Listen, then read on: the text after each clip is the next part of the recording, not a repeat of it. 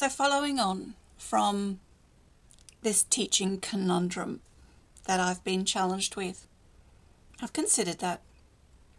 Some of you have suggested that probably the term facilitator might be better, but that still feels too corporate. So, okay, back up a bit. When you go on social media these days, whether it's YouTube or Rumble or X or, well, they're the ones that I mainly go on, but it's like almost everywhere you turn, there is this clickbaity type title or headline or, something to engage your attention. You've been lied to. Okay? Everything you know is a lie.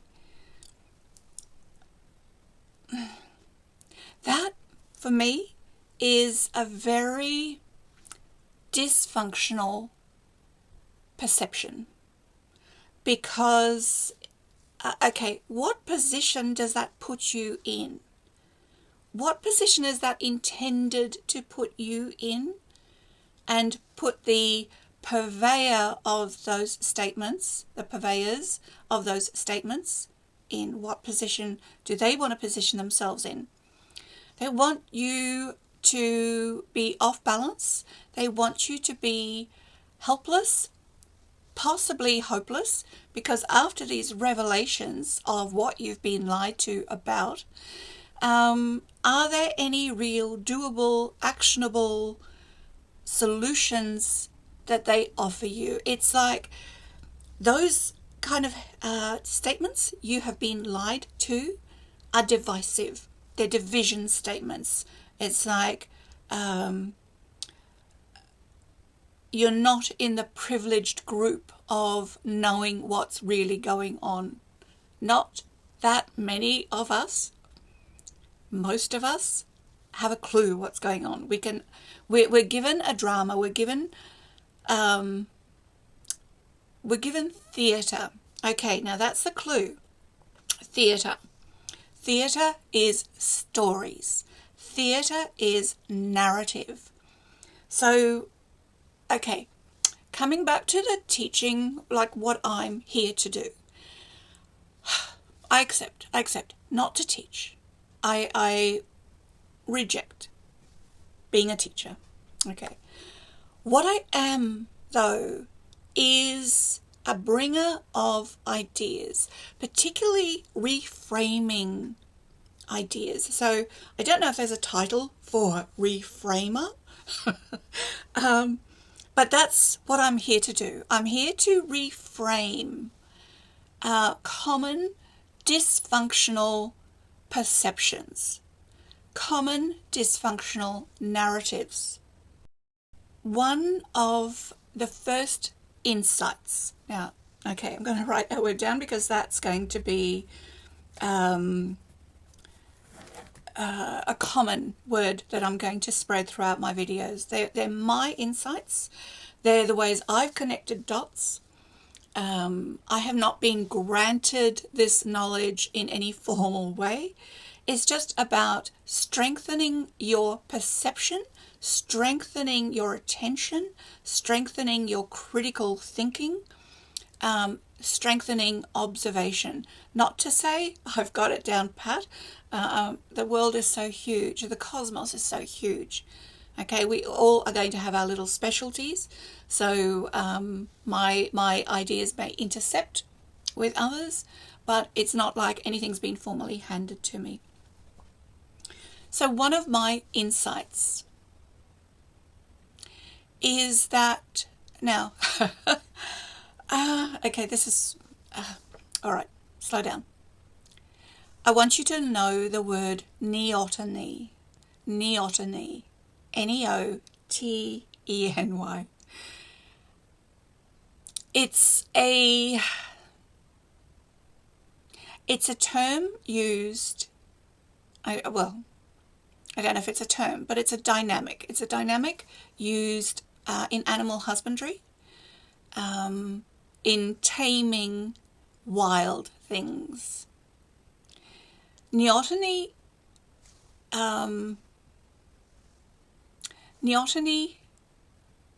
means keeping things young,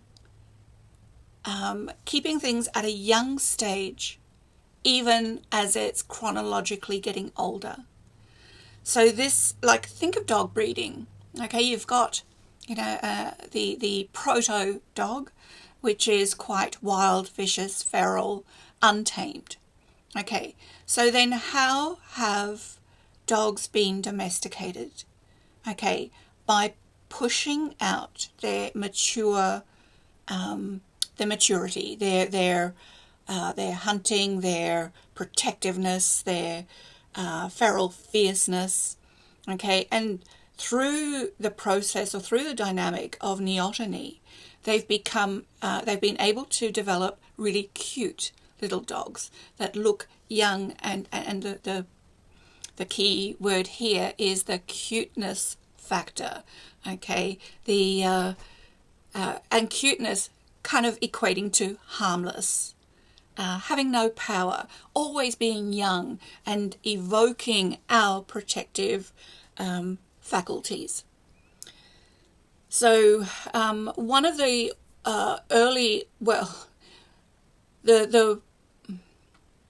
I learned this word through the work of Desmond Morris. I think, he wrote a few books, but The Naked Ape comes to mind. So this is something that I picked up probably, I think in the 1980s, and it's kind of just sat back there. But it's important when you're looking at the dynamic of human life and the development or the dynamic of, I don't want to say learned helplessness, but it's like enforced helplessness. I'm thinking of like top down, those who are shaping the world with intention, like the global world, not personal world. Their intention is to neotenize humanity. That has been their intention, and that is where the majority of people have found themselves. So we have an innate calling, an urge, not a calling, but an urge, a yearning to something outside our little box of life that we have been neotenized to, that we have been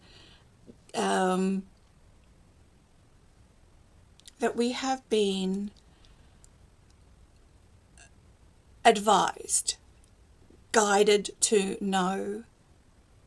I don't want to say told, because that's the story. That's the storyline that has been fed to us as a humanity, that we are peasants, that we are not in the club, that we are helpless, that we are the populace, the masses, that we have no agency. Okay, so and I'm not necessarily talking about intellect or spirit or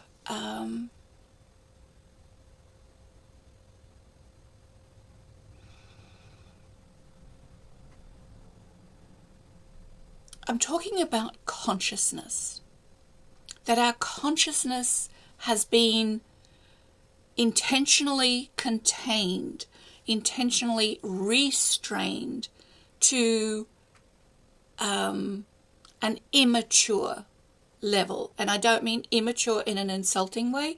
I mean immature as has not been encouraged to develop, has not been encouraged to reach its full mature capabilities, its potential.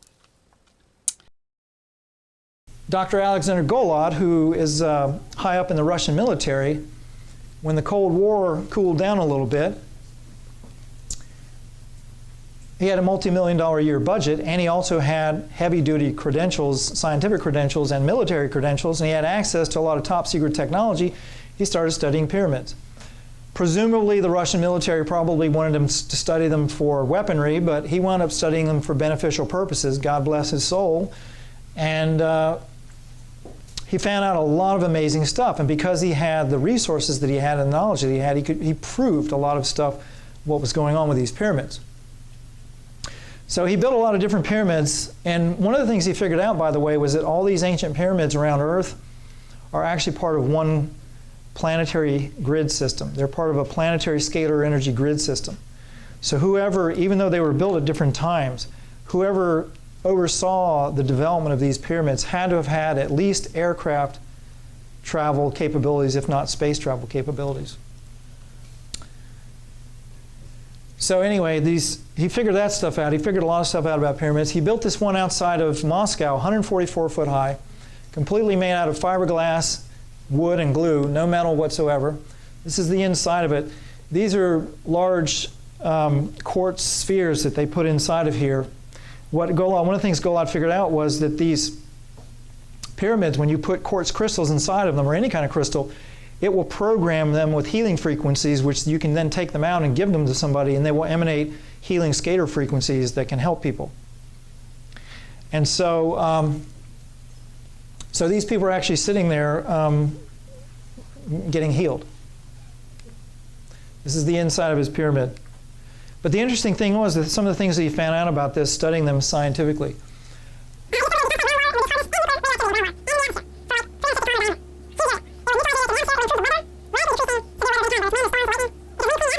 But the one that really gave me hope for humanity was this one. They discovered these flowers growing in the fields around that pyramid. If you go back there, the fields around the pyramid, they discovered these flowers growing. And no one had ever seen the flowers before, so Golod called in a botanist and had them identified. And it turns out those flowers have been extinct on Earth for 11 million years. So you talk about the Akashic records, Golod theorized that these pyramids with the scalar energy was able to tap into the quantum field or the Akashic records and bring the pattern for this back into existence, into our 3D reality. I want you to hear that again. So you talk about the Akashic records, Golod theorized that these pyramids with the scalar energy was able to tap into the quantum field or the Akashic records and bring the pattern for this back into existence, into our 3D reality. So do you not find that exciting? That there is somewhere, somehow, an energetic template of the original design. So no matter how skewed, how repressed, how corrupted the human design is, there is the potential for restoration. There is the potential for reclaiming. I'm going to begin a series of videos that aims at the very foundation of our cultural beliefs. Reframing, that's the key word. I don't want to put any dogma onto you. It's not my intention to ask you to believe in anything. I just want to put some ideas and concepts out there for your consideration, and let those considerations reverberate into that challenge that I gave you in an earlier video of living as your higher self, of living as a star seed incarnate, a star seed incarnated, if that's what you're feeling. Otherwise, just stay with the term higher self. And I'm going to call this series Echoes of Jupiter. So that's how you'll recognize that this is part of an ongoing series that just gives you new narratives to work with, so that you see the events in the world, you see the stories that are being woven in front of your eyes on social media, that you can just detach a little bit from them, which will give you emotional detachment, which will allow for a bit more of a clear vision, a clear understanding. Just hold back from being drawn in, being pulled in to the storylines that are so powerful at the moment. And just, it occurred to me, all these earth changes, all these, the Schumann resonance, the sunspot, the solar flares, CMEs, coronal mass ejections, the strange skies that we're seeing. This, without a doubt, is an entertaining apocalypse. It's only entertaining if you can step back from it and know that there is something being played out. We don't understand it. We can only make stories about it. Okay, but something's going on, and it's, I think, good. Are you not entertained?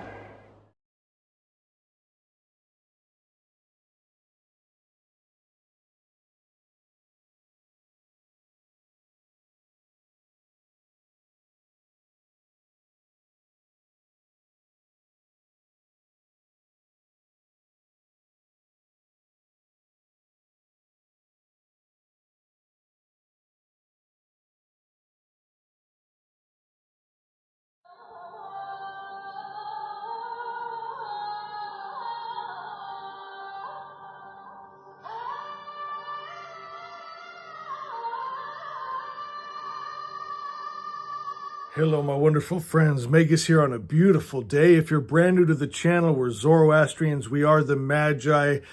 The Magi. What is our job? I think that's important to know. What are we all about? Why are we here? And it's to see Asha actualized. Asha is heaven on earth. Asha sounds a lot like Aza, but I don't want you to conflate them. Aza is the first name, Aza of Zael, Azazel, but the name may have been selected by parents or initiators or whatever in honor of Asha. Asha is the ideal template of creation, the most perfect and good template of creation. So it's not that Azazel created this. It's more likely that Azazel was named in honor of Asha. So please don't conflate them. Oh, and before I forget, don't focus too much on the term that he uses, the Magi. That's something that we'll explore down the track. Okay, so just continue listening, but don't get distracted by the terminologies at this point. Later, maybe, but not at this point. Asha is what's real. It's the only thing that could come from a perfect creator's perfect mind that is just good. And so we as the Magi, we bring back the real, the nature of reality, the truth, the capital T truth, because there's a lot of people that have an idea of truth. Well, but you'll know if you have it or not, because is it the perfect creator's perfect idea, the only thing that could come from his perfect mind. It's pure light, pure information, true, the real. And so today we're in Song 1. We started yesterday in Song 2 of Zarathustra's Gathas, and it was the soul of the world crying out for help, right? Okay, so verse 1 says, I ask for support through Spentimania, the progressive mentality. Then I pray that I may perform all my actions through Vohumenu, the God mind. And then I love this. Through Asha, right, which is order and harmony, the real, the highest truth, pure light, perfect perfection, bliss, peace, joy. It's Asha actualized. And it says, so that I may please the soul of the living world. The collective conscious mind, we bring peace to it by bringing the truth, by bringing the light, by bringing that pure love. Verse 2 says, and this is important, it says, Ahura Mazda, right, wise Lord, I approach you through Vohumenu, the God mind. So to get to God, you have to use the God mind. And this makes me think of, here in the West, we call it the Christ mind, where you and God are one. You remember Jesus said, no one comes to the Father but through me. No one comes to Ahura Mazda but by Vohumenu, the God mind, the Christ mind, meaning you are in resonance. You are the love. You are the God good. You are the peace, the joy. So you're in resonance now. You are like you're sucked to Mazda, and Mazda is sucked to you. It's like instantly happens. It's cosmic law, and people, they won't see God good as long as they're holding the wrong frequencies, the wrong ideas, the wrong word. That's why it's important we don't have the false word. But there's so many religions out there saying they have the original word. They have God, but their gods get angry, jealous, hate war, kill men, women, and children, have sex slaves, sacrifice, blood, absolute mess, hell on earth. And they're calling that the highest principle of good. The Magi are here to restore truth, that pure light. Zoroaster means pure starlight, undefiled, undiluted, unmixed. That's the star that the Magi follow. And we find the Christ mind, which takes us to God, which takes us to Asha actualized.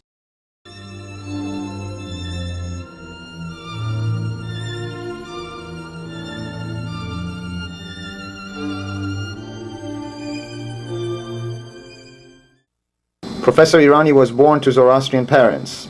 From a very young age, he was greatly influenced by his father, who had translated the poetry of Zarathustra and imparted his teachings to his sons. He is a very well-known figure in the worldwide Zoroastrian community, and throughout his life, he has served this community very well. Professor Irani has published numerous papers on the teachings of Zarathustra and has organized over 20 seminars and conferences on this topic. He has served as a member of the board of Zoroastrian Association of Greater New York for many years and as its president for one term. And he has received numerous awards and honors from the Zoroastrian community for his services. In this part, Professor discusses the teachings of Zarathustra. Could you tell us who was Zarathustra and what is Zoroastrianism? What is the difference between these two? Zarathustra, as we say, is the prophet of ancient Iran. By prophet, we mean the founder of a new religion. He did not prophesy anything, but he was a teacher of a new religious vision. Now, he lived sometime in the middle of the second millennium BCE and was a member of the Iranian tribes who were very closely connected with the Indian tribes, a whole group of tribes who were generally referred to as the Indo-Iranians. They had nature divinities, divinities for the sun, moon, the rivers, rain, and so on. Zarathustra preached a religion which was distinctly different from this. He declared that there was only one divinity, the wise Lord, Ahura Mazda. Ahura means Lord, and Mazda means wise. And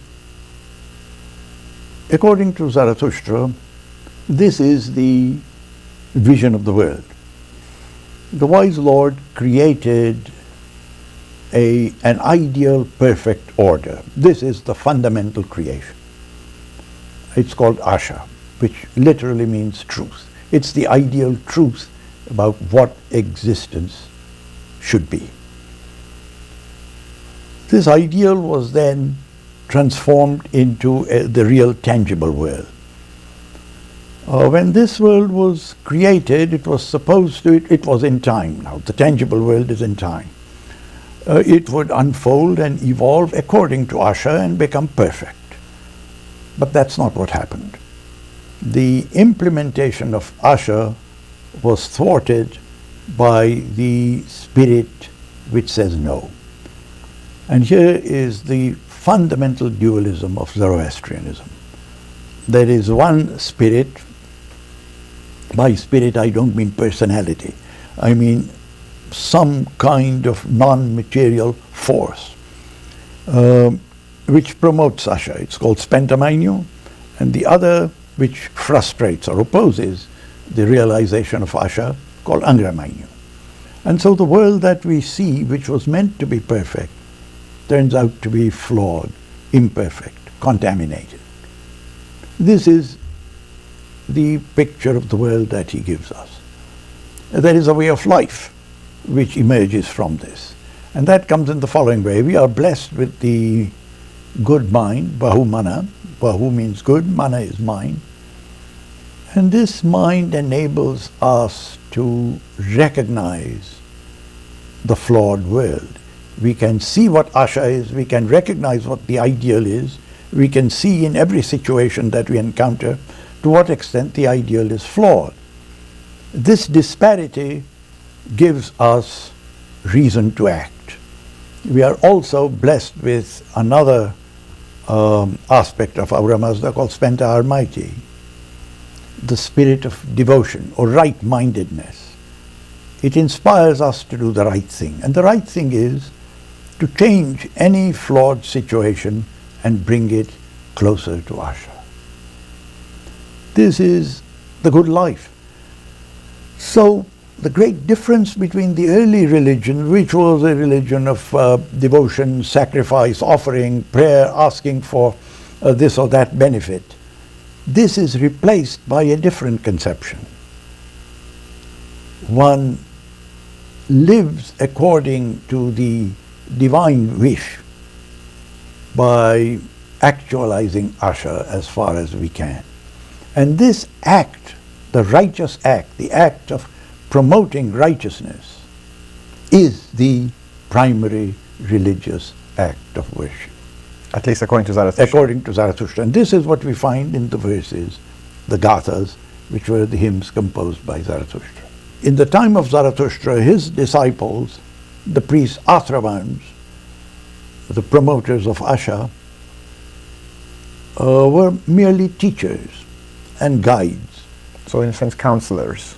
Yes, but religious preceptors. And gradually this changed, and the ritualist priests entered. And many centuries later, Zoroastrianism became a substantially ritualized religion. But the original message of Zarathustra was not compromised. This is the major difference. So while the original message was kept, other things were added onto it. That's right, right. How did Zarathustra perceive the divine? I mean, you mentioned Ahura Mazda. Ahura Mazda is the divinity. As the name implies, he is the wise Lord. It is the source of all creation, and its characteristic is that it is good. All goodness comes from Ahura Mazda. Are we employees of Ahura Mazda? No, we are his friends and associates. So Ahura Mazda on his own or its own cannot bring about the perfect physical world. Let's put it this way. That is not, yes, Ahura Mazda does not by a fiat eliminate evil. I think Zarathustra's idea is that evil is not eliminated by a command. It is very intrinsic to the nature of reality. It perishes when it is not chosen. And the agents of choice are we, human beings. We, upon reflection, decide that this is not the right way, this is the way. And when all of us will have seen through this evil and all of us choose only the right and not the wrong, then he will perish. Okay, so in that sense, we are the agents of choice. Yes. And by choosing right, we will eliminate evil. God does not judge us. The judgment is a consequence of what we have done. And it's certainly not a situation where we ask for God's mercy.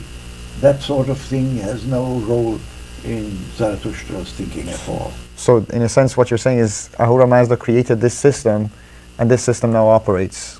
And he created it with goodness and justice within. And it operates, yes. The moral principles function. But the creation of Asha is an interesting theme. Asha are principles or regulations, and this is the only creation. What God created, even in this material world, are really certain principles and rules which lie at the bottom of things.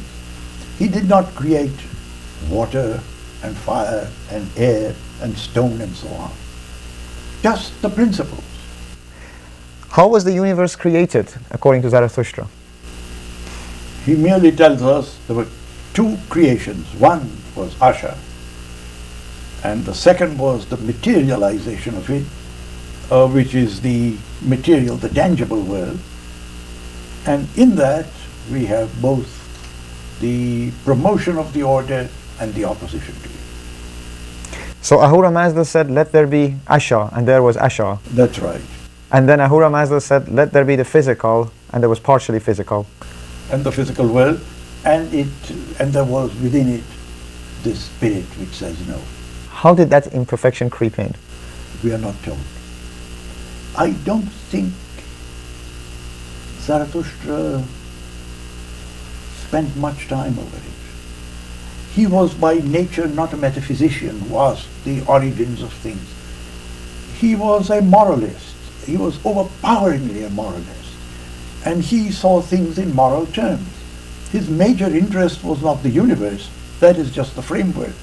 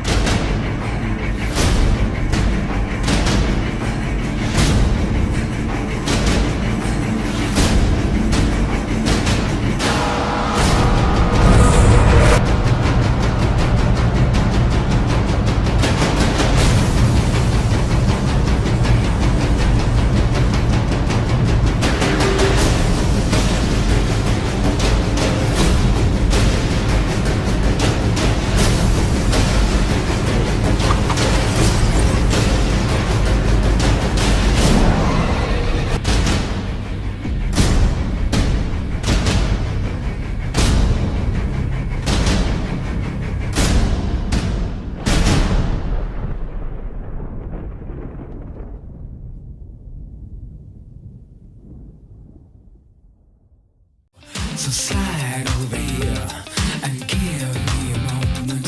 I've got to let you know, I've got to let you know, you're one of my kind. Holy Spirit, come and fill my mind. In your presence I lie. Holy Spirit, truth is welcome here. Let it fill the atmosphere. Hashem, Baruch, Hashem, Asti, Usta, Asti, Usta, Amai, Yatashai, Vasai, Hashem. Holy Spirit, come and fill my mind. In your presence I lie. Holy Spirit, truth is welcome here. Let it fill the atmosphere. Hashem, Baruch, Hashem.